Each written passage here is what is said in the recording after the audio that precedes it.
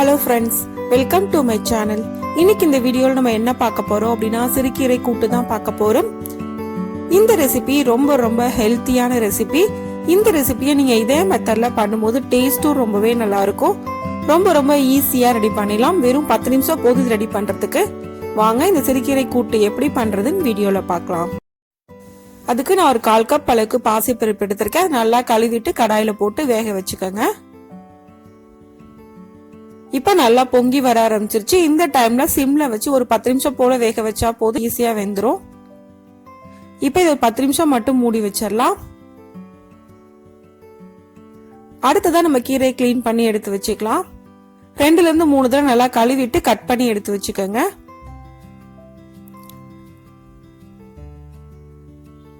இப்ப பருப்பு ஃபுல்லா நல்லா வெந்துருச்சு. இந்த டைம்ல நம்ம கழுவிட்டு கட் பண்ணி எடுத்து வச்சிருக்க கீரையை இது கூட ஆட் பண்ணிடலாம். எவ்வளவு சின்ன பீஸா கட் பண்ண முடியுமோ அந்த அளவுக்கு சின்னதா கட் பண்ணிக்கங்க. இப்ப கீரை ஃபுல்லா ஆட் பண்ணியாச்சு. இதை நல்லா மிக்ஸ் பண்ணிக்கலாம். இந்த ஸ்டேஜ்ல தண்ணி எதுவும் பத்தல அப்படின்னா நீங்க கொஞ்சமா இதுல ஊத்திக்கலாம். ஆனா கீரைக்கு தண்ணி அதிகமா தேவைப்படாது. ஒரு 3 ல இருந்து 5 நிமிஷத்துக்குள்ள ஈஸியா வெந்துரும்.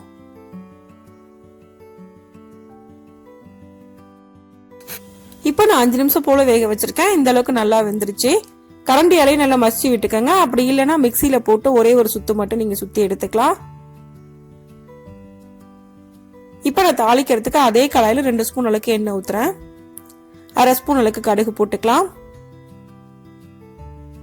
1/2 ஸ்பூன் அளவுக்கு உளுந்தம்பருப்பு. இது ரெண்டும் நல்லா ஃப்ரை ஆகணும். இப்ப இது கூட 2 காஞ்ச மிளகாய் போட்டுக்கோங்க. கூடவே ஒரு பச்சை மிளகாய் கட் பண்ணி அதையும் போட்டுக்கோங்க. ஒரு பெரிய சைஸ் பெரிய வெங்காயம் அதையும் கட் பண்ணி போட்டுக்கலாம். இப்போ இது நல்லா ஃப்ரை பண்ணிக்கங்க. வெங்காயத்தோட கலர் லைட்டா சேஞ்ச் ஆகணும், அந்த அளவுக்கு இதை ஃப்ரை பண்ணா போதும். இப்போ வெங்காயம் ஃபுல்லா ஃப்ரை ஆயிடுச்சு. நான் கீரையை ஆட் பண்றேன். தேவையான அளவுக்கு உப்பு சேர்த்துக்கலாம். சேர்த்துட்டு நல்லா மிக்ஸ் பண்ணிக்கங்க. இப்போ நம்ம இது ரொம்ப நேரம் குக் பண்ண வேண்டிய அவசியம் இல்லை. 2 நிமிஷம் போல குக் பண்ணா போதும். இந்த அளவு குக் ஆனதுக்கு அப்புறமா நம்ம அடுப்பை ஆஃப் பண்ணிடலாம். இப்போ நமக்கு ரொம்ப ஹெல்த்தியான சிறுகீரை கூட்டு ரெடி ஆயிடுச்சு. இந்த ரெசிபியை இதே மெத்தட்ல நீங்களும் செஞ்சு பாருங்க. இந்த வீடியோ உங்களுக்கு பிடிச்சிருந்தா லைக் பண்ணுங்க, ஷேர் பண்ணுங்க, கமெண்ட் பண்ணுங்க. மறக்காம சேனலை சப்ஸ்கிரைப் பண்ணுங்க. தேங்க்ஸ் ஃபார் வாட்சிங்.